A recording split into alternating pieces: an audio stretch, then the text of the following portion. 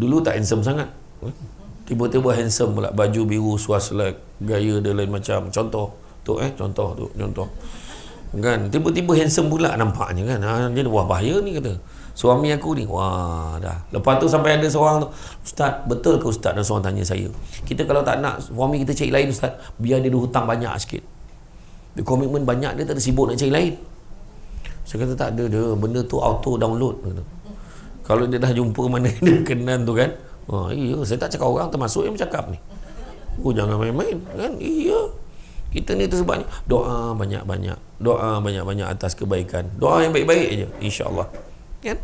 Jadi pertama, sabar ni ada 3. Sabar untuk taat perintah Allah, sabar untuk meninggalkan larangan Allah kan, dan sabar untuk ujian dan dugaan yang mendatang. Kan, macam Antal Alimul Hakim, Rabbi syrah li sadri wa yassir li amri wahlul 'uqdatam min lisani yafqahu qawli. Alhamdulillah, syukur kepada Allah Subhanahu wa taala. Segala puji bagi Allah, Tuhan sekalian alam. Salam dan salam ke atas junjungan besar Nabi Muhammad sallallahu alaihi wasallam. Tidak ada siapa menjangka, tak ada siapa dapat menduga. Tapi kita bersama-sama sekali lagi dalam kuliah ilmu ni. Setelah sekian lama terhenti, saya waktu diumumkan negara kita lockdown dulu, saya fikir dah gone dah ceramah fizikal ni. Saya pun kat pejabat dah ubah suai dah pejabat tu. Memang selama-lamanya dah rasanya ni kan, lockdown ni rasanya. Buat studio ceramah pun online. Ambil lah software mana yang patut kan, nak membiasakan diri. Rupa-rupanya datang balik fizikal. Alhamdulillah, rezeki Tuhan bagi. Banyak betul pengajaran kita dapat waktu PKP dulu kan, waktu PKP, PKPB, lepas PKPB ada pula PKPD, lepas tu lockdown. Lepas lockdown tu PKPD pula balik semula. Aku tak tahu dah mana satu lagi berat antara lockdown dan PKPD tu kan. Dan yang paling best tu, penerbangan saya untuk ceramah di Australia pun dibatalkan, postpone sebab kes tinggi. Saya pun bincang dengan grup Australia tu, tanya dekat Melbourne macam mana. Ustaz, kita orang teruk kat sini. Masa tu kes kita dah 6-7 ribu dah masa tu. Macam mana kes, macam mana kat sana? Kita orang teruk Ustaz. Baru-baru ni kami dikejutkan dengan tiba-tiba ada 13 kes baru. 13 kes baru, dikejutkan dengan 13 kes baru. Langsung lockdown 5 hari. Saya rasa macam pelik pula, 13 bukan 13 ribu. Saya pun jawab, kita orang 5-6 ribu okey je. Jawab macam tu je lah. Sebab standard dia tak sama. Malaysia ni dia ada satu pegangan, Malaysia boleh. Sampai satu tahap dia jadi 23, 26, 27 orang malas dah. Sampai satu tahap orang Malaysia ni waktu PKP 1 tu, yang masa mula tu, cukup takut nak keluar rumah. Hulur kepala pun tak berani, buang sampah pun takut kan. Tapi bila dah lama kelamaan dah dia jadi normal. Bergaduh lah pula manusia ni, kenapa tak boleh semayang rapat-rapat, kenapa tak boleh ke kita semayang rapat, sedangkan itu dituntut dalam agama. Masalah yang bercakap tu sebelum PKP pun memang tak pergi masjid, yang bising je lebih kan. Macam tu lah, kecoh tak tentu pasal. Sedangkan kita ni nak memelihara institusi agama kita. Cukuplah dulu yang kali pertama orang fitnah, orang bawa cerita kononnya persidangan tabligh tu, perhimpunan tabligh tu yang menyebabkan jadinya. Sedangkan ada yang dah dijangkiti di China, bila datang ke dalam dalam perhimpunan tabligh tu, tersebar dekat sana. Jadi mana dia bukan pemula pun. Jadi akhirnya hari ni kita pun terkejut. Dalam kita ni makin mereda ni, kes kematian pun kurang. Singapura pula berbelah ribu ya, sebelah itu. Nak beritahu, tiba-tiba macam-macam penyakit. Saya alhamdulillah untuk makluman semua, dalam tempoh 2 tahun saya berjaya mempertahankan diri daripada dijolok hidung. Saya cukup takut, nampak macam berani garang boleh bercakap kan, tapi tang jolok hidung saya takut betul. 2 tahun saya mengelak. Sampai kan ada satu program di Astro kan, Salah satu syarat ada satu program, beberapa program tu kena jolok hidung, swab tu jolok hidung baru boleh masuk. Saya kata kau bagilah orang lain, aku tak keluar TV pun tak apa. Macam tu lah kan. Tapi akhirnya bulan 3 gitu tu tak boleh elak sebab nak pergi umrah. Tak tidur saya malam tu sebab besok tu nak jolok hidung kan. 48 jam sebelum kena jolok hidung, saya kata, ya Allah, kau permudahkanlah urusan aku, bukan umrah tu, yang jolok hidung. Tak boleh tidur. Alhamdulillah, masa sampai dekat drive-thru tu, dekat klinik tu, klinik swasta tu, turun cermin tengok jururawat yang India tu rendah pula. Ini mau dijolok dengan, aduh, hai. Tunggu aku turun. Saya turun daripada kereta, duduk dekat kursi tu, barulah dia jolok. Masa tu driver saya, mak saya, adik perempuan saya, keliling saya, semua COVID. Tiba-tiba saya negatif, Alhamdulillah. Pergi TV3 kan, semua kena, saya tak kena, Alhamdulillah. Lantas Samsul Debat dituduh sebagai pembawa, kena tuduh juga pembawa. Pergi umrah, Alhamdulillah. Masa tu baru tahu pun pengajaran dia pergi umrah. Nak ziarah makam Nabi bukan susah patutnya. Angkat slipper, jalan, Assalamualaikum ya Rasulullah, sampaikan salam bagi pihak lain, jalan. Tapi waktu tu SOP tengah ada, beratur nak masuk ziarah makam Nabi 1.5 km di Masjid Nabawi. Ya Allah, saya kata, apa sudah jadi? Bayar makin mahal, tapi kerja ibadahnya makin susah. Tuhan bagi pengajaran. Tapi alhamdulillah bila balik, kerajaan Arab Saudi umumkan yang SOP dah dimansuhkan. Tak ada dah jolok hidung, ambil air liur je. Ambil air liur pula bila buka mulut, dia cecah bibir je. Hai, saya kata, khalas, dia kata, siap dah, khalas. Alhamdulillah, semua negatif. Dah kau jolok bibir je kan, tak ambil sampai dalam. Air liur tak ambil, memang negatif lah. Bayangkan yang sebilik dengan saya, sepupu saya sebilik dengan saya, dia pergi, dia memang dah demam. Dia test kit dia sendiri, RTK dia buat 2 line. Dia sebilik dengan saya tu, sebilik dengan saya. Tapi bila dah macam tu, dah semua, saya rasa saya faham lah, orang Arab Saudi dia nak lepaskan kita pergi, biar kau balik, jangan kau duduk kat Arab ni, macam tu lah. Tapi rupa-rupanya sampai di KLIA, sepanjang-panjangnya meja Kementerian Kesihatan Malaysia KKM dah standby dengan batang panjang tu, tak lepas juga, kena jolok lagi. Allah tu, saya masa tu, kenapa kau jolok macam ni? Jolok juga. Alhamdulillah, satu kapal terbang positif, kecuali Samsul Debat. Sekali lagi saya dituduh sebagai pembawa. Sebab alhamdulillah rezeki saya tak kena kan. Tapi mungkinlah saya pernah kena ke, saya tak tahulah. Mungkin pernah saya semua, tapi saya cek audio tu tak ada apa pula kan, pergi test, tapi tak pernah lah jolok hidung tu, kena jolok hidung, alhamdulillah negatif kan. Tapi Tuhan bagi pengajaran. Sekarang kalau pergi Arab Saudi, siapa yang ada pergi umrah baru-baru, perasan tak kelainan dia? Kita sampai kat sana, pegawai immigration tu semua perempuan yang jaga. Dulu kita tengok lelaki, sekarang perempuan dah jaga. 4 jari. Wah, pandai dia cakap Melayu. 4 jari. Ya, anda ada macam-macam pengajaran. Dan begitu juga bila datang situasi, dia menuntut kita membuat apa disebut sebagai pengorbanan. Hidup kita ni dalam dunia, macam saya selalu sebut, sementara sifat dia. Tapi dalam nak selamat hidup kita dalam dunia ni, 5 perkara tak boleh elak. 5 perkara kena ada, selamatlah hidup kita. Suka tak suka, kena ada 5 ni. Yang pertama, sabar. Bukan senang sabar, cakap boleh. Kau sabarlah banyak-banyak. Cakap bolehlah. Kau tak rasa apa kau rasa. Betul. Ayat dia kan. Bayangkan mak saya waktu arwah abah saya meninggal. Ada satu makcik tu ziarah mak saya. Dia gosok orang lain, semua cakap sabar ya, sabar. Doalah banyak-banyak kan. Ingat Allah banyak-banyak. Yang seorang tu lain sikit gitu. Kau rasalah apa yang aku rasa. Yang lain seorang tu pula lagi pula straightforward cakap dengan mak saya. Saya dengar terkejut. Terangkat kening saya. Macam tu pesan dekat mak saya. Kau rasa lah pula apa aku rasa, dia kata. Macam nak buat persatuan dia rasa ni kan. Tapi itulah dia. Ya. Jadi hidup kita ni kita kena sabar banyak. Macam-macam ujian. Tengok PKP gitu. Ada yang hilang apa? Sumber pendapatan. Ada yang hilang keluarga. Tiba-tiba je sihat walafiat, tiba-tiba COVID, tak sampai berapa bulan meninggal. Kan Allah uji. Tak ada apa-apa, tiba Allah ambil nyawa macam tu je.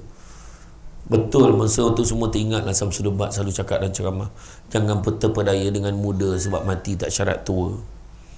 Jangan terpedaya dengan sihat sebab mati tak syarat sakit. Elok je gelak makan pizza sama Datuk Noah. Itu kan tu sedap pizza tu, teringat kan, sedap betul. Balik meninggal lah.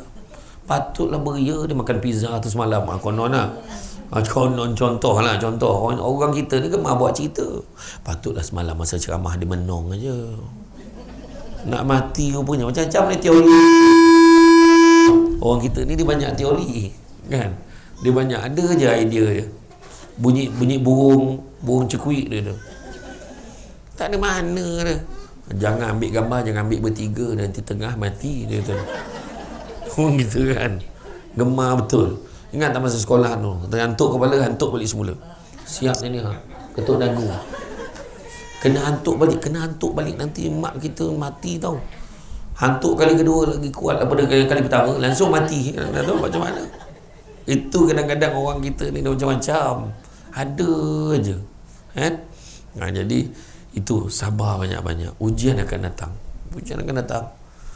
Malahan ada pandangan menyatakan barang siapa yang 40 hari berturut-turut tak diuji oleh Allah, maka dia jauh pada rahmat Allah.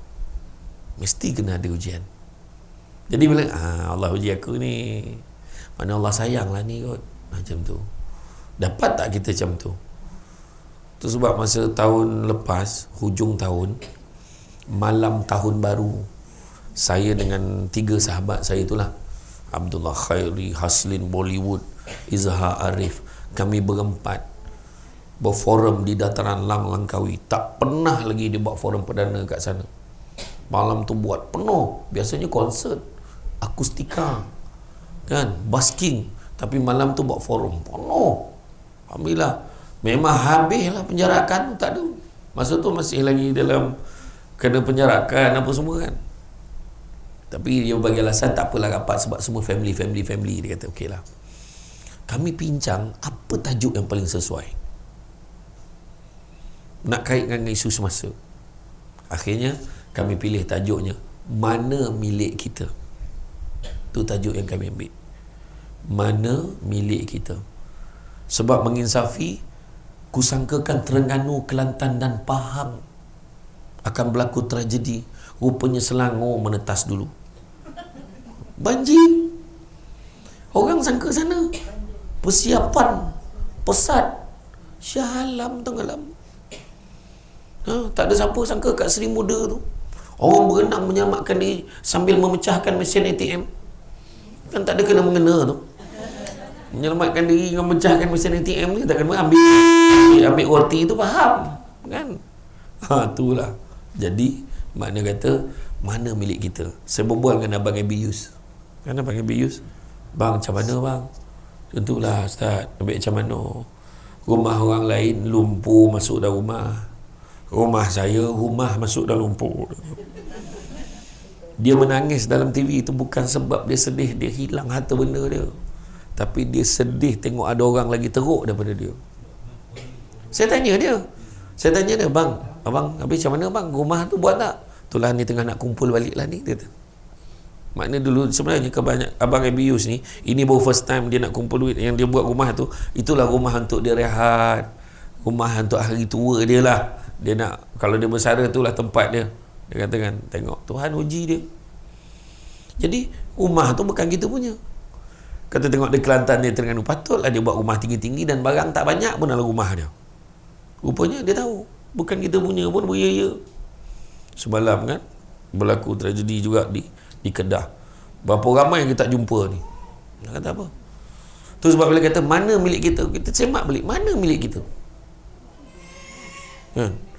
Contohlah kat tangan tu tengok kan, jam tu siapa punya? Kebanyakan orang akan jawab, saya punya lah jam ni. Soalan seterusnya, tangan tu siapa punya?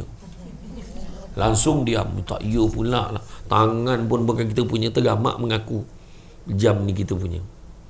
Akhirnya ni semua pinjam-pinjaman aja. Kalau tidak, dia meninggal dah, tu kereta tu tanam sekali dengan dia. Kereta tu dia punya, tu memang nama dia. Rumah-rumah ni pun tanam sekali. Ini pun nama dia tu. Tak kan? Tak ada. Itulah selai kain kapan tu. Mak saya keluar kadang-kadang, sebab mak saya dengan mak long saya Bilal mandi jenazah. Tu yang patut dia pergi Melbourne itu, bawa mak saya, dia nak mengajar pengurusan jenazah kat sana. Tak jadi, postpone. Sebab mak saya ni memang dia nak ajar tu supaya ilmu tu kita mengurusan jenazah tu bukan main belasah macam. Sebab di Australia dia menguruskan jenazah tu macam menyiang ikan. Bila tegur jangan kasar-kasar sangat. Dia kata jangan risau dia tak rasa apa lah. Macam tu adab ada dengan jenazah. Macam tu lah cerita lebih kurang kan. Mak saya dalam kereta tu kalau dia keluar dah siap satu beg tu, kain kapan dia dah ready dengan kapur baru dah standby. Kadang-kadang hantar abang balik, dia lagi sibuk oleh saya ada jadual, dia mana ada jadual. Balik ada orang meninggal, hantar balik. Tengah minum orang meninggal, ada satu hari tu 4-5 orang meninggal. Lagi dahsyat dia punya job daripada saya kan. Tapi kadang mak saya bila pergi kat kampung-kampung kadang kan masih ada lagi yang macam, biarlah menguruskan ni biarlah dengan ilmu kan. Tu mak saya geram nak tegur kan, takut kecil hati, bukan tempat dia. So, jadi mak buat memang saya tolong sama mak sebut buatlah nak tolong. Jadi masa nak tolong tu, yang ni cuba angkat ni buat ni. Ada yang malam-malam yang dulu-dulu yang pening-pening pun ada lagi. Uruskan jenazah kena letak 3 bentuk cincin dalam pinggan dengan kain mati, apa hal bekerja kan dulu-dulu. Tu mak saya mana ada yang pelik-peliknya macam-macam lah. Saya tak nak ulah panjang lah. Itu pertama. Sabar banyak-banyak. Ujian akan datang. Bak kata orang, cantik dipandang bulan mengambang torang di awan. Kalau dia hidup namanya orang, takkan lari daripada ujian dan dugaan. Konolah sabar banyak-banyak. Tiba-tiba diuji, suami handsome tiba-tiba. Dulu tak handsome sangat. Tiba-tiba handsome pula, baju biru, swastik, gaya dia lain macam. Contoh kan, tiba-tiba handsome pula nampaknya kan. Dia wah bahaya ni kata suami aku ni, wah dah. Lepas tu sampai ada seorang tu, Ustaz, betul ke Ustaz? Dan seorang tanya saya, kita kalau tak nak suami kita cari lain Ustaz, biar dia ada hutang banyak sikit, dia komitmen banyak, dia tak ada sibuk nak cari lain. Saya kata tak ada dia, benda tu auto download kata. Kalau dia dah jumpa mana dia kenan tu kan, iya, saya tak cakap orang, termasuk yang bercakap ni. Jangan main-main kan. Iya, kita ni tersebabnya doa banyak-banyak atas kebaikan, doa yang baik-baik aja, insya-Allah kan.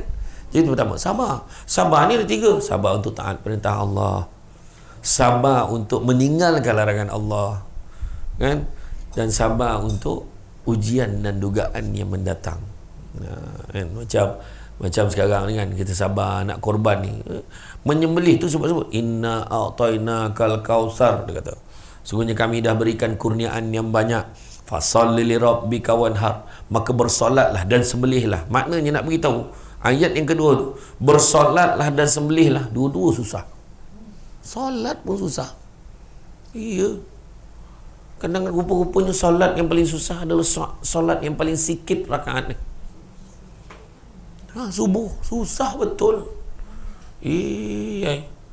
Tidur lagi sedap, bermimpi mengigau sampai tengah hari kan. Sedangkan Nabi dah beritahu apa dekat Fatimah, wahai anak andaku Fatimah, wahai putriku Fatimah, usahlah kau menjadi seperti kebanyakan orang. Jangan jadi seperti kebanyakan orang. Nabi dah pesan ke anak dia, sesungguhnya bangunlah awal pagi, kerana rezeki Allah menanti kita di awal pagi. Bangun pagi. Itu sebab Nabi pesan, kalau kamu nak dimurahkan rezeki, jangan tinggalkan 2 amalan ni. Pertama, solat sunat 2 rakaat sebelum subuh, dan yang kedua sedekah subuh. Itu yang selalu dipesan. Yang subuh gajah memang tak dapat lah, apatah lagi subuh dinosaur. Subuh gajah tu kira lewat lah tu. Subuh dinosaur dah pupus 5 minit sebelum zuhur baru subuh. Terperanjat imam tu siapa pula yang kunut tengah hari kan, semua lah tu. Kan? Jadi mana kata bangun awal. Nak kena sabar tu. Kena sabar dengan nikmat tilam tu. Kena sabar nikmat mimpi indah tu. Bayangkan.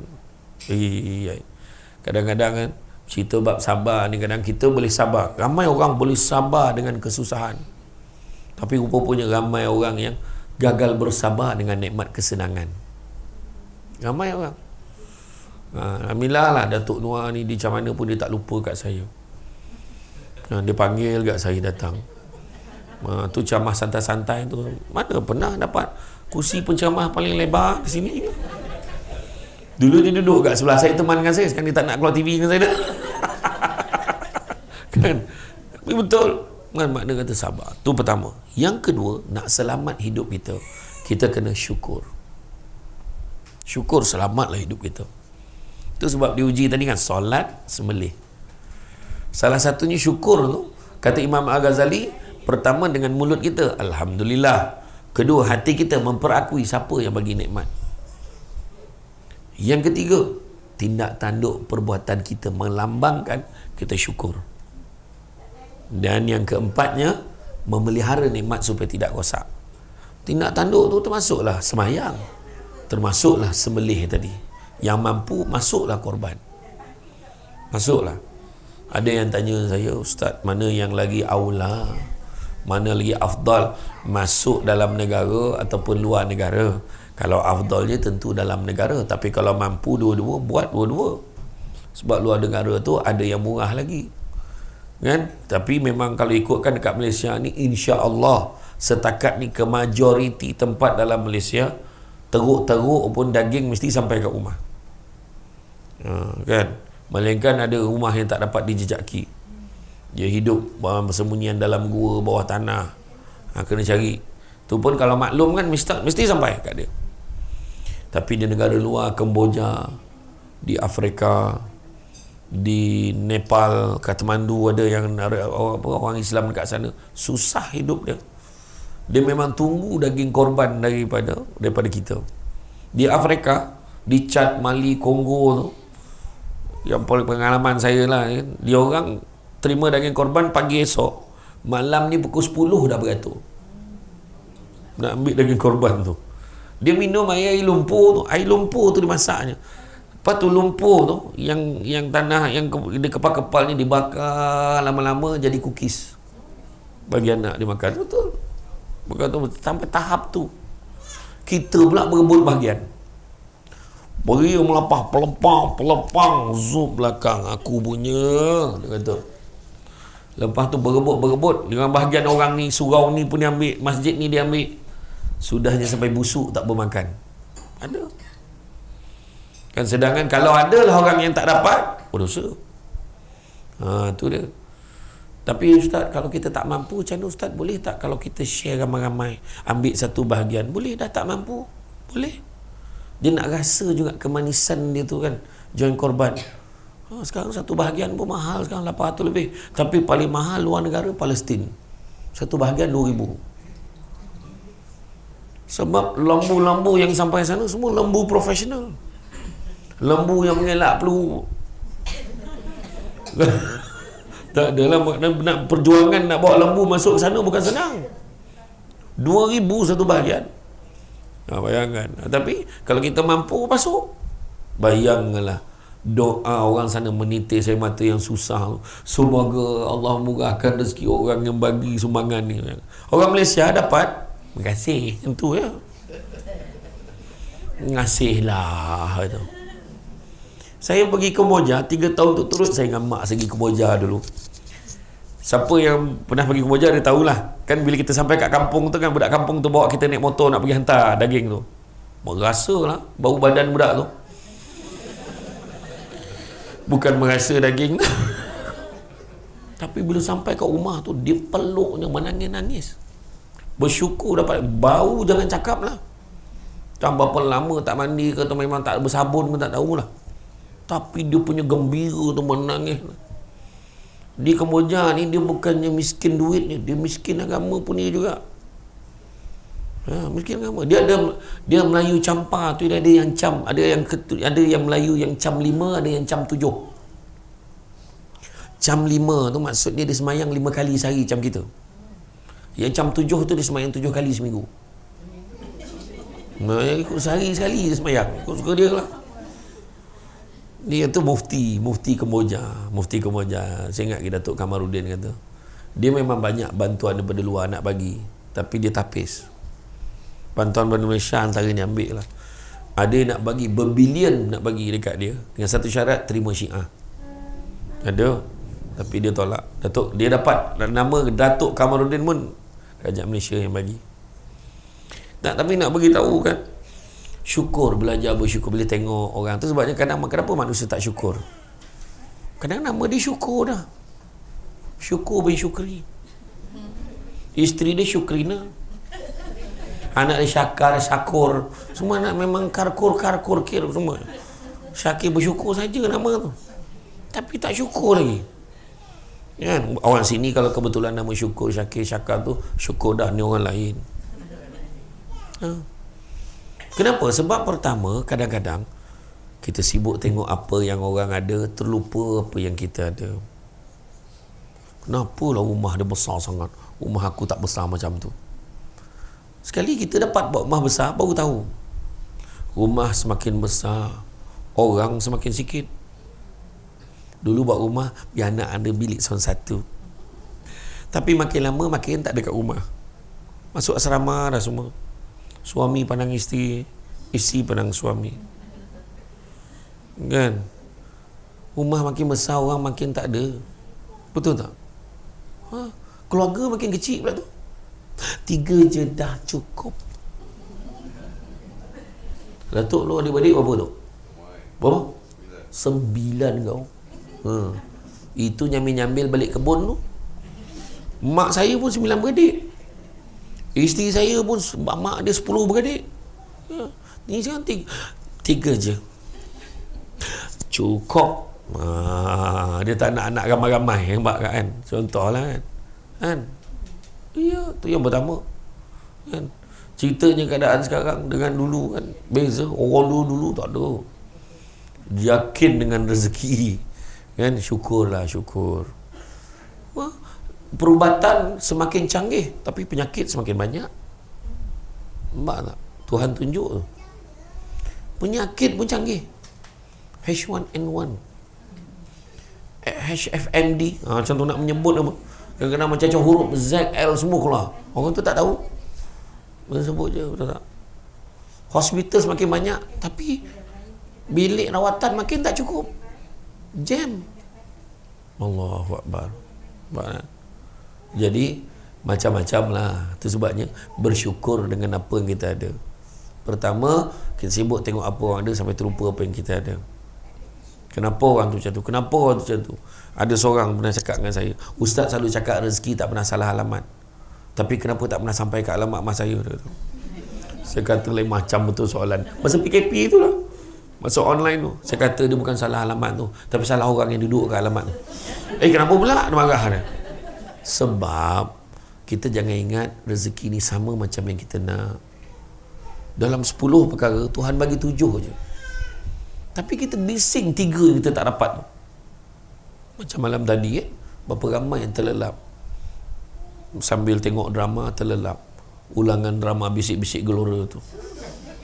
Itulah yang Jad dengan Arumi tu kan. Yang lalas tu baik tak dia? Tak baik dia. Tak tengok je. Saya saja je nak test. Saya pun tengok gazet aja. Kan saya pun tak tengok kan dendam seorang isteri macam itulah kan. Suamiku seorang pendosa macam itulah kan. Macam itulah kan, macam drama kan. Baru ni Mak Kilau pula tengok saya malam tadi langsung pakai tanjak lah ceramah, punya semangat. Kan sempatlah saya tengok tu, alhamdulillah bagus itu tu, bagus kan. Ya, macam tu kita katakan kadang-kadang Allah uji kita ni, tapi kita kena syukur. Kedua, kita gemar tengok orang yang lebih begitu, lupa tengok orang yang lagi seteruk daripada kita kan. Bila kita bongak tengok orang ni, kau makan apa ni? Aku ni je hari-hari. Kalau pergi sekolah dulu kan masing-masing bawa bekal. Aku ni je lah mak aku bagi aku. Oh ya ke? Ya Allah. Ambil makan sesama, kita ajak kan. Kadang ada orang dia salah faham tu. Itu je kau tengok aku macam mana. Nampak? Ada satu hamba Allah di Senawang, Seremban. Pada dulu kan ada program satu murid satu sukan sebelum PKP tu kan. Satu murid satu sukan. Ada seorang budak ni nama dia Muhaimin, memang nama sebenar. Dia cakap dengan cikgu-cikgu tu, cikgu, saya minta izin boleh tak nak keluar sekejap nak ambil adik saya. Adik saya tak ada pengasuh nak jaga dia. Ayolah pergilah. Dia keluar sekejap. Dia dukung adik dia dekat belakang dia. 2 tahun. Dia bawa pergi kantin, dia dudukkan adik dia dekat ni, dia suapkan adik dia makan nasi lemak semata-mata. Timun tak ada, sambal pun tak ada. Kemudian cikgu-cikgu pun bincang sama dia. Cikgu dia kata, budak tu tingkatan 2. Muhammad ni, cikgu tu, kenapa pula dia makan macam tu? Lepas tu seorang tu bagi, belilah lauk. Takkan bagi, tak apa cikgu, cukup. Yang ni cukup, okey je. Adik saya makan ni je, tak apa. Dengan air kosong. Dia tak nak. Lepas tu dia tu macam mana? Cikgu yang seorang tu dah nangis dah. Rupanya tu cikgu kelas dia. Cikgu kelas dia tahu kesusahan budak ni. Dalam esak-esak tu cikgu tu cerita kat cikgu lain. Rupanya budak Muhaimin ni, mak dia meninggal dunia waktu melahirkan adik dia ni. Ayah dia OKU, tempang, kerja dekat car wash. Orang bagi duit tadi dia tak nak. Nampak tak? Dia tak nak. Cukup, dia kata. Dan daripada kecil adik dia lahir, tak pernah sekali pun dia gagal dukung adik dia bawa untuk check up dekat klinik bulanan. Anak kita tingkatan 2 belum tahu lagi boleh buat macam tu ke tidak. Tu cikgu tu nangis tadi, cerita tadi. Tu sebab bila tengok, ya Allah, janganlah anak aku macam tu, susah kan. Tu keadaan dia. Jadi makna kata tengok orang lagi susah pada kita. Kan? Tu sebab orang, yalah macam Datuk Noor, orang lama kan, dia tahu kesusahan dulu nak banding dengan hari ni. Susah hari ni tu nothing lah, kata tak ada benda lah, sikit sangat lah nak bandingkan kesusahan dulu tu. Kalau hari ni tu dia cakap susah, kalau dulu senang tu. Sekarang sikit susah. Susah lah macam tu. Tak nak lah, tak elok lah. Tak nak naik motor, nanti tudung kedut. Please, nak naik kereta, wahal boleh je naik motor pakai helmet, tudung tu pegang kat hanger, jalankan demi meraihkan suami yang tercinta. Macam tu lah dia. Kan, tapi tak pernah buat gitu. Cubalah buat. Bila ride tu pegang je tudung kiri kanan kan, supaya nak mengelakkan tudung tu berkedut. Agaknya macam tu lah. Buat masuk. Jadi selepas pada tu, yang kedua tadi, tengok orang yang lagi susah pada kita, kita akan lebih bersyukur dengan apa yang kita ada. Dan begitu juga yang ketiga, mana siapa boleh temankan saya boleh. Dan begitu juga yang ketiganya adalah kita menyedari bahawa apa juga nikmat yang kita ada. Pertama tadi, kita tengok apa yang orang ada sampai terlupa apa yang kita ada. Kedua, kita terlampau tengok orang lagi senang, lupa tengok orang lagi susah. Dan yang ketiga, kita terlupa apa yang kita ada ni Tuhan yang bagi. Tuhan izinkan kita ada. Orang ni berniaga, tapi tak semua orang menjadi. Dia jual benda yang sama. Dia jual kuih kapal. Orang tu pun jual kuih kapal kak. Tapi kenapa dia jual kuih kapal? Kuih cakui kan kapal.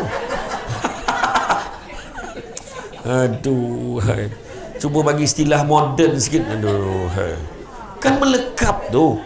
Kapal ke tu? Tu nak kuih kapal namanya. Samsul Debat dia memandai mengubah nama kuih dengan tak, cakui tu bunyi Melayu. Bunyi Cina, cakoi. Dia sebenarnya memang daripada perkataan Cina cakoi tu. Kan? Jadi mana kata kan, tengok dia berniaga cakoi, tapi kenapa dia ni menjadi, ni tak menjadi? Nampak tak?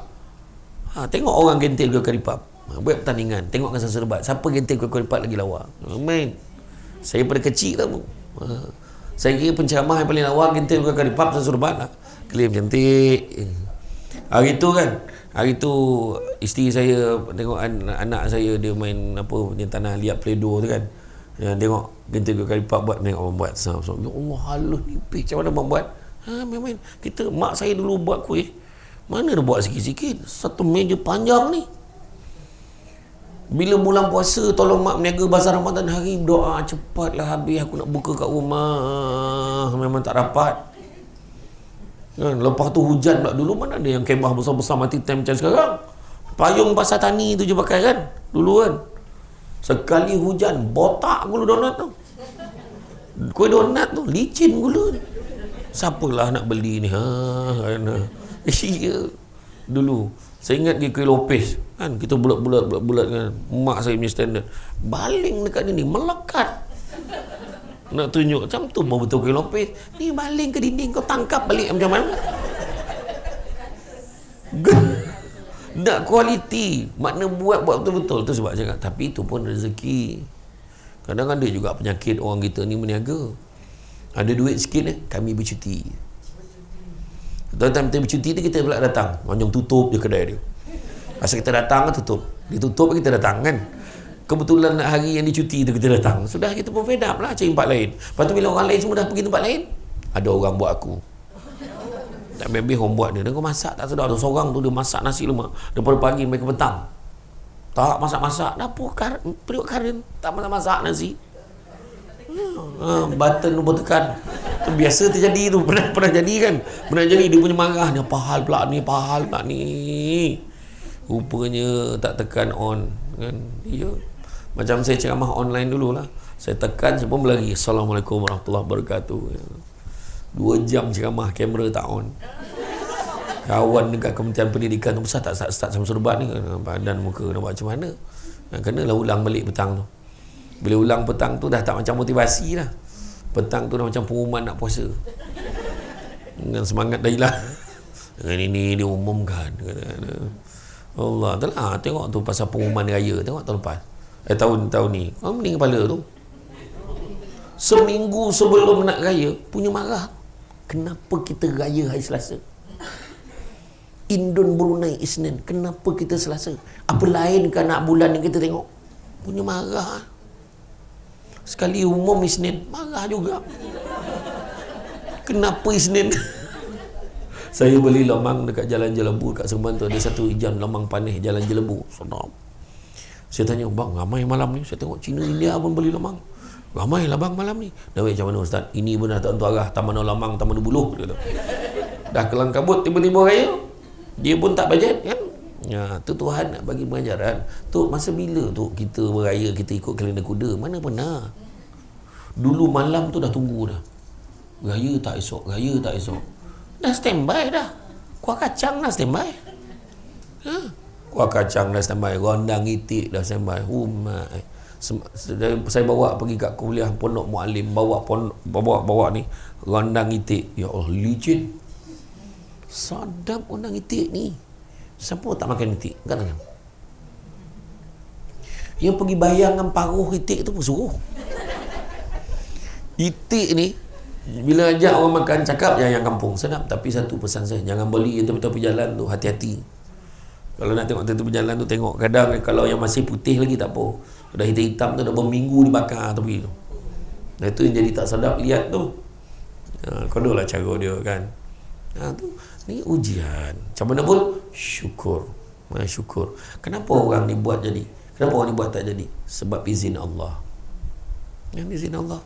Samsul Debat dah berapa tahun dah pakai nama Samsul Debat ni ceramah. Dia tak tukar nama jadi S Debat pula.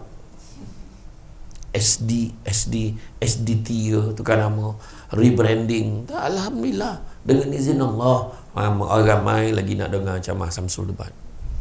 Kan view makin tinggi. Tiba-tiba pula dalam bulan-bulan PKP tu ramai pula Indon buat review ceramah Samsul Debat. Beria pula aku pula terkejut tengok Indon ni gelak teruk sangat lagi daripada orang Malaysia. Wah, apa hal? Tapi semua sahabat-sahabat dia kontak saya. Yang review-review tu ada kontak saya, minta izin ya Pak Ustaz. Saya kata boleh, buatlah kata. Disebabkan dia lah sekarang saya ceramah. Bila saya berhenti makan, Kalau ada pekerja Indonesia situ, dia dah kenal saya, ini Pak Ustaz ya? Iyalah saya, tu kan. Tapi dia confused, ni Pak Aaron? Bukan. Saya kata Samsul Debat. Saya kata siapa yang tengok belah sini ke, belah sini ke, belah sini. Tak mana yang sama pun tak tahu. Confident dia. Saya kata Aaron Aziz bukan. Bukan Pak Aaron ni, bukan. Saya kata tak pasal-pasal kan. Melampau betul kan. Iya. Ni pelakon kan. Saya tanya tak ada lah. Iya. Regil buat tu. Saya berlakon tak sampai lah 2 baris kan. Saya hampir-hampir lah berlakon Munafik 2 tu, hampir-hampir lah. Tapi saya tolak watak tak sesuai. Watak hantu celah buluh tu tak adalah saja, macam mana ada, tak ada. Ya, tak, tapi itulah kadang-kadang kan dalam hidup kita ni macam itulah. Tuhan izinkan. Kita jangan cakap aku ni berjaya sebab aku strategi aku hebat. Tak semestinya. Ada orang macam-macam, dia jumpa kita, aku nak buat ni tak menjadi, buat ni tak menjadi, buat tu tak menjadi. Saya teringatlah masa nak bantu golongan-golongan miskin kan, ada program nama dia program bantuan program kemiskinan bandar dengan kemiskinan luar bandar. Adalah saya buat talk lah. Ada geran yang kerajaan turunkan ni banyak tahun dah sebelum PKP dulu.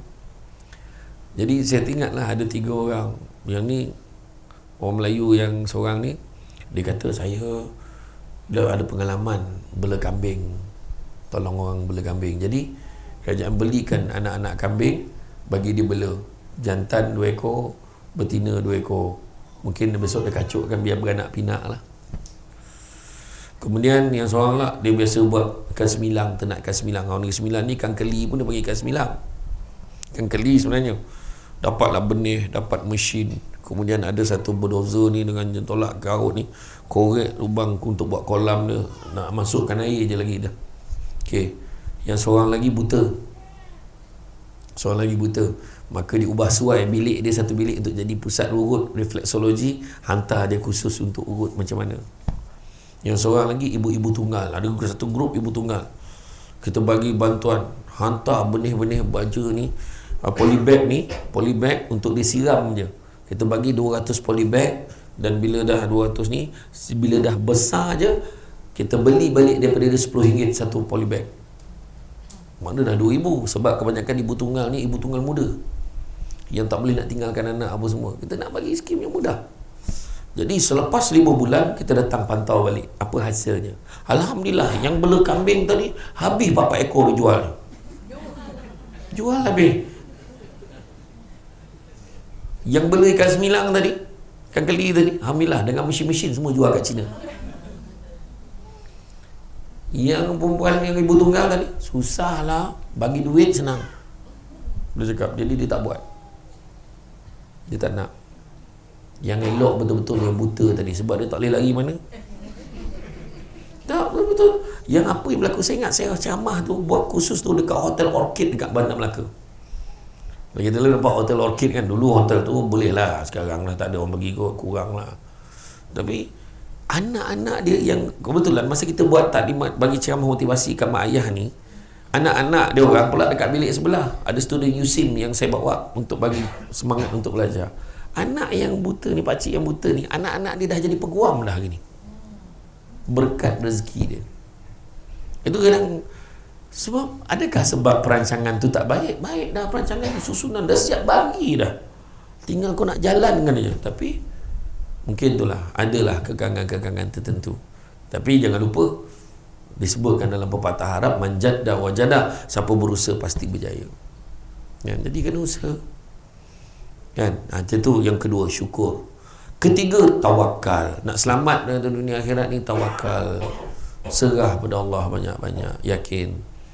Yakin Allah akan bagi yang terbaik. Yang tu kan, bagi yang terbaik.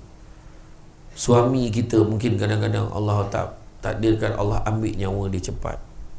Memang menurut kajian lelaki mati dulu, termasuk yang bercakap ni. Menurut kajian, arwah abah saya meninggal dunia umur ngam 50 tahun. Saya itu ceramah yang paling saya tak boleh lupa. Saya ceramah dekat pusat aktiviti warga emas Pawai, pusat aktiviti warga emas dekat Jempol. Saya masuk dalam dewan tu, semua perempuan makcik-makcik ni. Saya tanya lelaki tak ada ke? Makcik tu jawab, yang lelaki habis mati dah. Saya punya tergelak, ya Allah, 5 minit berhenti ceramah, tergelak berair mata saya. Dia jawab terus pula tu, lelaki habis mati dah, tinggal ni je, dia kata. Gelak saya masa tu. Tapi memang ya, lelaki makin lama makin tak ramai. Dah lah tak ramai, sibuk dah jadi perempuan pula. Sakit kepala. Lelaki dia tak ramai, yang tak ramai tu nak jadi perempuan pula. Sakit kepala. Macam mana tak pening kepala? Dekat KLIA pakai jubah sampai kat depan Kaabah pakai telekung. Sakit kepala kan? Dah elok senapang je lah. Apa nak dia tukar je? Aduh, hai. Jadi saya tak cakap orang Malaysia ni. Dengarnya tu orang Thailand ke orang Australia macam tu lah. Bukan orang Malaysia tu. Macam tu lah lebih kurang. Kan? Jadi tu dah. Kalau kita tengok kan, dalam hidup tawakal, serah pada Allah banyak-banyak. Dah jadi kadang tu serah pada Allah. Kadang-kadang kita dah cuba buat yang terbaik. Tapi kalau Allah bagi juga musibah, bagi ujian, serah pada Allah. Yang penting kita dah usaha buat yang terbaik. Yang keempat yang kena ada adalah redha. Apa juga yang menimpa kita, kita yakin ni perancangan Allah. Redha. Bukannya kita dengan mengentak-ngentak, kita mengaum melulung untuk boleh mengubah keadaan. Tak.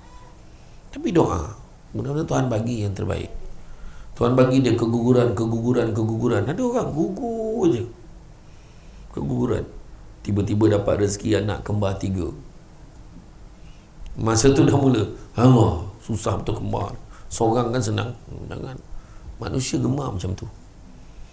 Dulu dia nak sangat anak, bila dah dapat anak dia lupa pula. Dia nak sangat kahwin, bila dah kahwin, kenapa lah aku kahwin? Bila lah nak beranak? Bila beranak, kenapa lah kau keluar?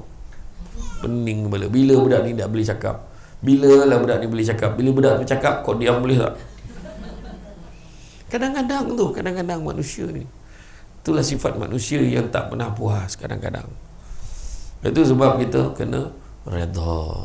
Tuhan takdirkan. Itu sebab ada satu kisah seorang doktor, dia dapat anak, jarinya berlebih. Sebelah jari ni 6, satu ni 5, macam pelakon Hindustan tu kan. Oh, cik tahu aja. Saja je test tadi. Saya sebut pelakon Hindustan, saya tak sebut nama pelakon Hindustan, terus dia sebut nama dia. Tepat 10 markah. Dia tu kan. Jadi dia, ayahnya ni doktor, dia buat operation, dia operate, buang. Alhamdulillah, dia tunjuk satu dunia, saya adalah doktor pakar dan saya telah jadikan anak saya normal. Dia ada 10 jari macam orang biasa.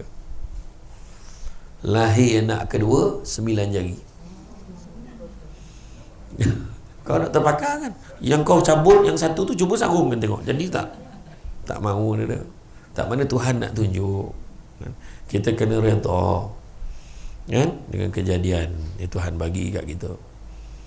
Kalau dah tua lah kan, tapi tak adalah maksud dah tua tu kita selebet aja. Konolah lawa ceria kan. Samsul Duban kena gak ceria keluar TV, make up. Budak-budak TV Hijrah tu make up saya macam nak melukis, punya panjang berus tu. Dia tak nak usik saya. Tu yang putih dalam TV tu, kat luar gelap pula. Jangan betulkan televisyen anda. Betul dah tu. Dan saya memang jenis yang memaafkan orang, tak ada masalah. Walaupun ramai orang yang kali pertama tengok saya, dia akan cakap tu, tingginya mengumpat. Ingat saya tak dengar tadi. Saya maafkan. Buka aja mas, dalam TV nampak tua, tu pun saya maafkan juga. Contoh kan. Jadi redha. Dah gelap nak baik macam mana kan? Tak dapat dah. Nak torang-torang pernah kok tonyoh pula dia jadi corah sikit lah. Tak ada jadi putih melapak kan. Jari telunjuk ni hari-hari urut, ambil minyak gamat, urut hari-hari. Lepas sebulan sama panjang dengan jari tu tak apik dah. Dah tu sifat dia kan. Itulah, terima lah. Kang dah semua putih, siapa nak gelap? Kan? Hitam-hitam si tampuk manggis. Walaupun hitam, dipandang manis. Sedap pula pantun lama. Kan? Dari mana daripada mana burung terbang melayang? Daripada sawah turun ke padi. Dari mana datangnya sayang? Dari mata turun ke hati. Redha lah timur datu laki kau. Dia golap kau, dah lebar kau, dah lonjong kau. 3 segi kau. Alhamdulillah, syukur. Biarlah dia tak handsome, biarlah bini tak lawa. Tak lawa macam orang lain. Tutup lampu sama. Tanya ni lofa tu, tak ada mana dia tidur menyalur muka, tak ada. Sama golap. Tanya Purist tu, ya ke tidak? Ni yo, ramai yang kecewa gitu, tak boleh move on. Mulut seorang. Mula-mula Mira Filza. Lepas tu ni Lofa, seorang. Sabar. Hak orang jangan digonong-gonongkan dah. Doakan yang terbaik. Tajuk lain tu. Kan? Redha. Belajar redha. Hidup kita ni macam tu, redha. Kemudian begitu juga yang kelima, yang perlu ada adalah ikhlas. Apa maksud ikhlas? Ikhlas adalah kita tidak mengharapkan apa-apa ganjaran daripada manusia. Yang kita harapkan adalah keredaan pada Allah. Dia bukan hanya ganjaran, terima kasih pun dia tak nak.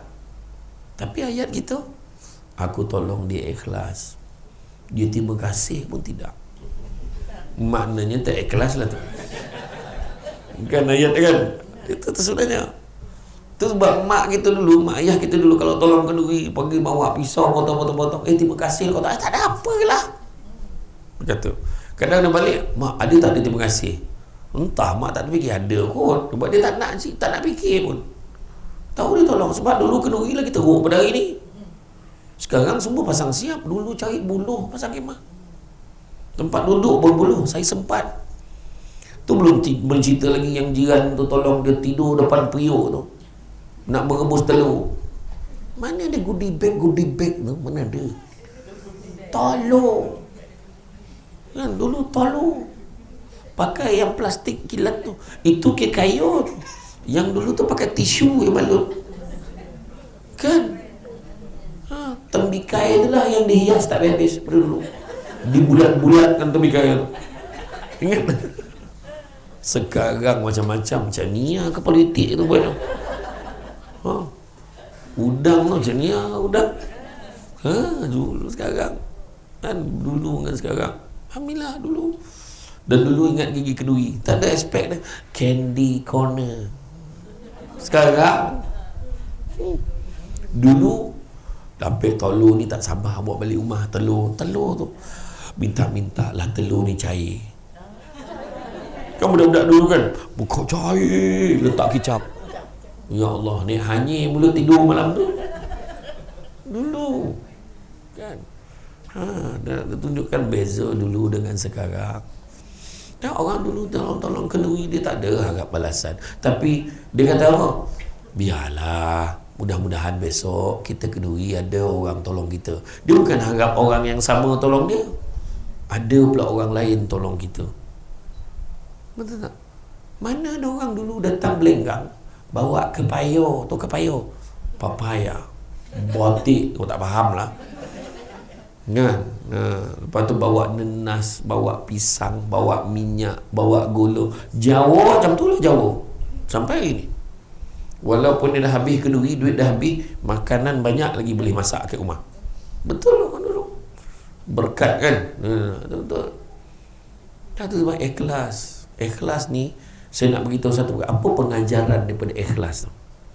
Pengajaran dia adalah jangan sama-sama sekali kita mengharapkan pengiktirafan manusia. Mengharapkan pengiktirafan manusia, kita akan kecewa.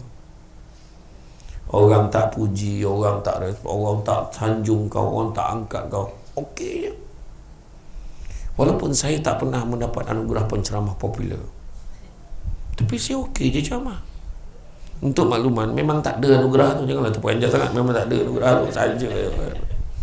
Biarlah kita senang hati kan.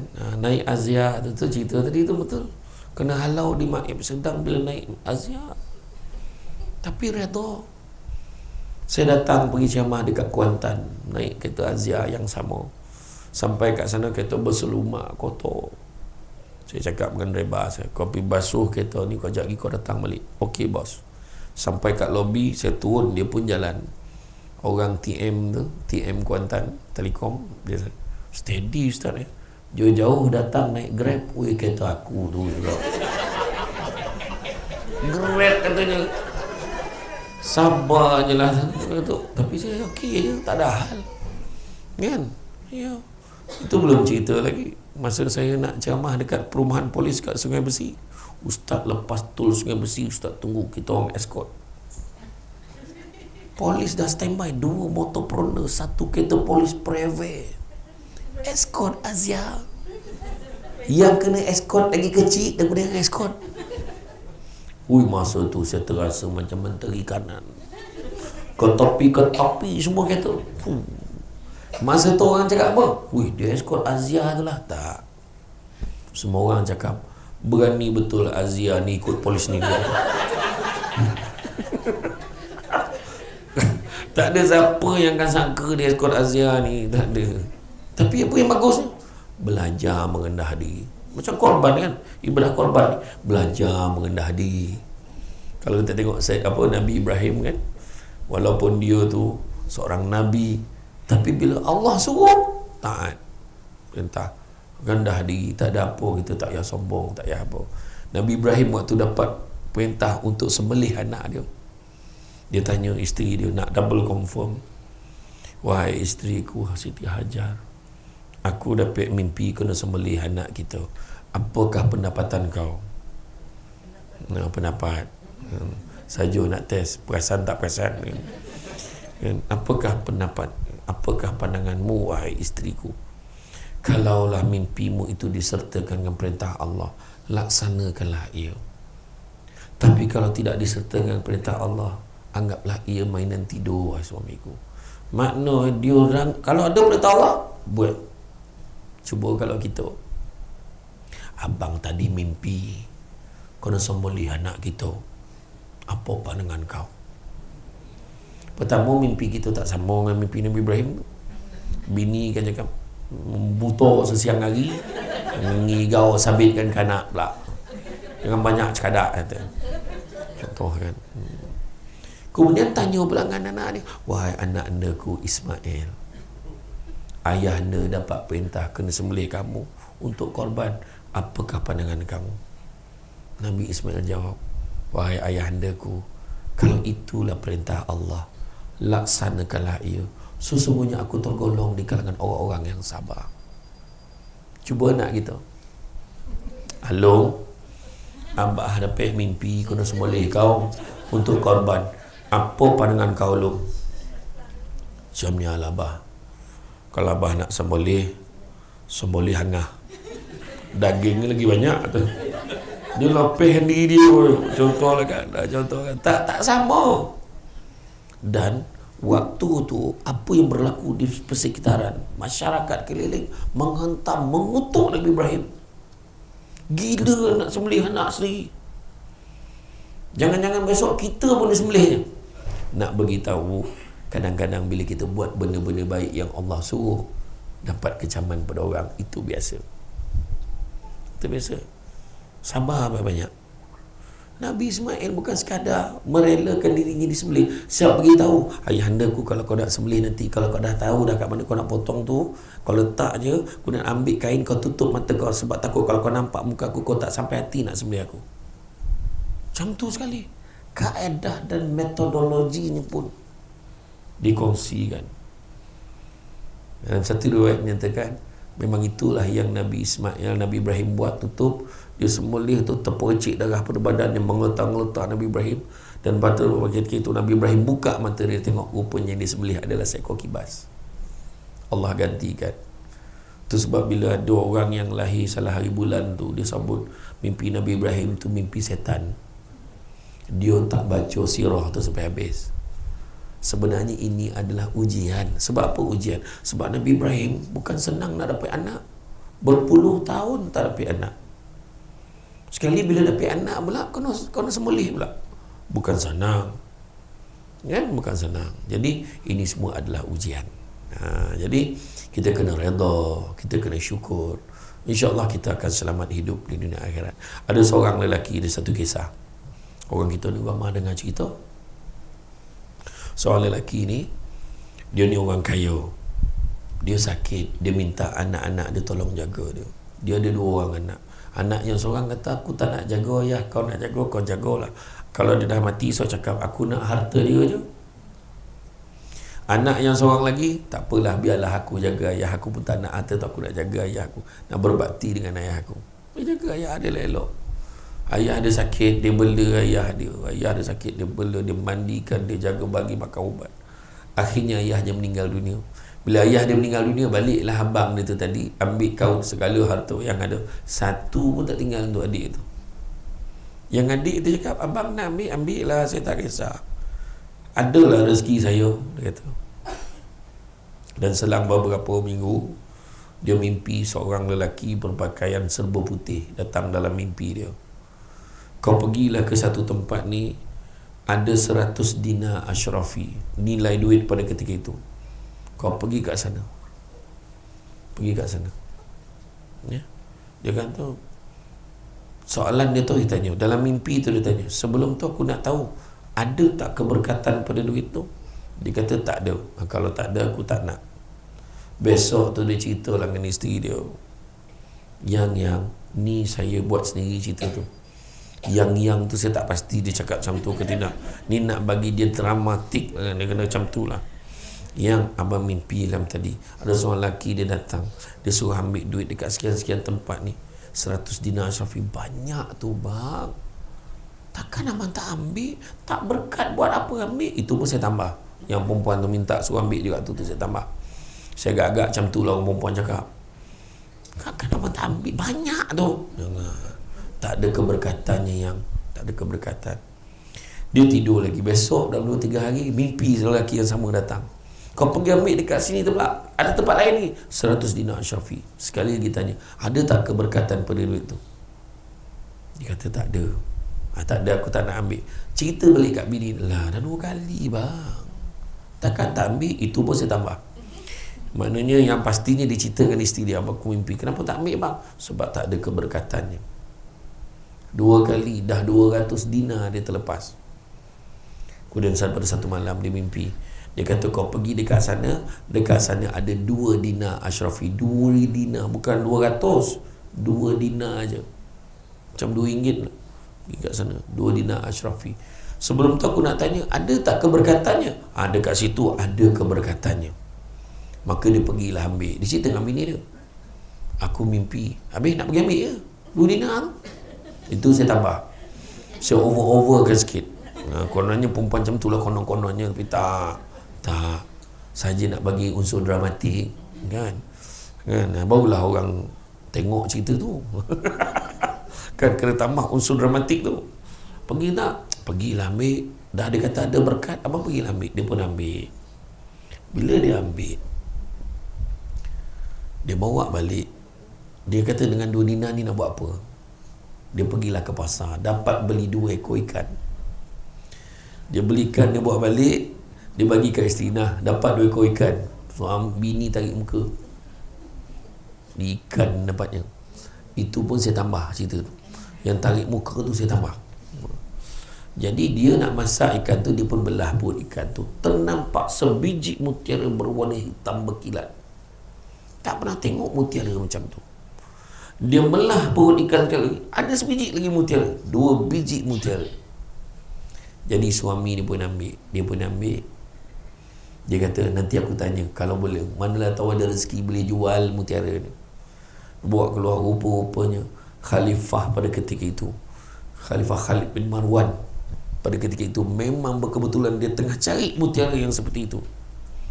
Dan dia beli daripada dia ni. Berapa nilainya? Setiap 1 biji mutiara tu nilaiannya bersamaan dengan 100 ekor unta sarat dengan muatan.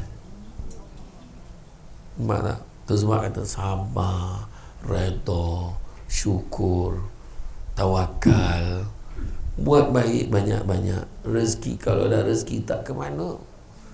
Bayang kalau dah 2, tak ke 100 ekor unta sarat dengan muatan.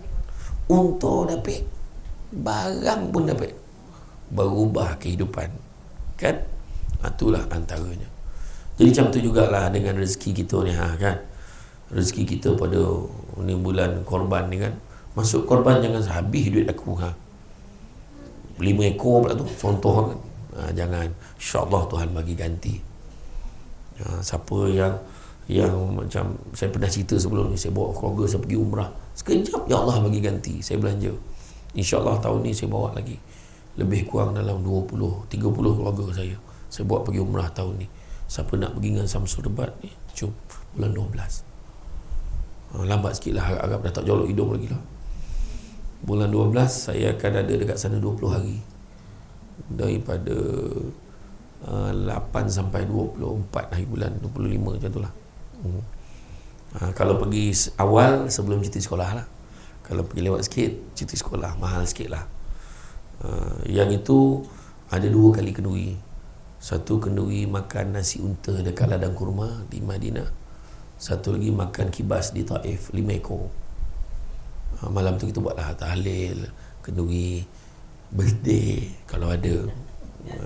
Saya tak boleh jadi mutawif, kesian travel lain. Saya bagi taklimat, travel lain pun datang, tu masalahnya. Dia tinggalkan mutawif dia. Hari tu 5 orang salah naik bas, dia pergi ikut saya. Tak hidung sabarlah aku. Cakap jemaah mana pula, lain pula name tag, dia kata. Grup lain, buah pula nak mengantar. Entahlah, macam ngikut aja, dia kata. Ingatkan sama, dia kata kan. Tak, yang jadi best tu, hari tu saya ceramah dekat kampung Expo Taiping. Kan ada buat expo kan, saya buat expo. Datanglah seorang ustaz ni, dia kata, "Ustaz, yang jemaah yang tu yang naik dengan ustaz tu, jemaah saya tu." "Oh ya ke?" Dia kata. Itulah dia. Jadi insya-Allah ni bukan promote lah, lebih kurang. Jadi itu saja tuan-tuan dan puan-puan sekalian, datuk datin semua ya, perkongsian insya-Allah. Apa-apa pun bab kata orang tu, kita ni menuntut ilmu. Kita tak tahu, kita tanya kan. Saya sendiri pun tak tahu, saya tanya orang kan. Kita belajar. Bab kata orang, cantik toluh pantai landai, tambik perahu tepi kuala. Biarlah buruk kain dipakai, asalkan penuh ilmu di dada. Kain songket benang sutera, lilit sebalit buat selempang. Ilmu yang banyak jadi cahaya, walaupun sikit menjadi terang. InsyaAllah. Tanya kan. Tapi yalah, nak kata pandai benar pun tidak. Kadang-kadang ada yang tak tahu tu, saya senyap je lah kan. Nanti saya semak lah kan. Jadi apa-apa pun, bak kata orang, sepandai-pandai tupai melompat, akhirnya jatuh ke tanah jua. Walaupun perkongsian sudah tamat, mudah-mudahan mengasap ke dalam jiwa.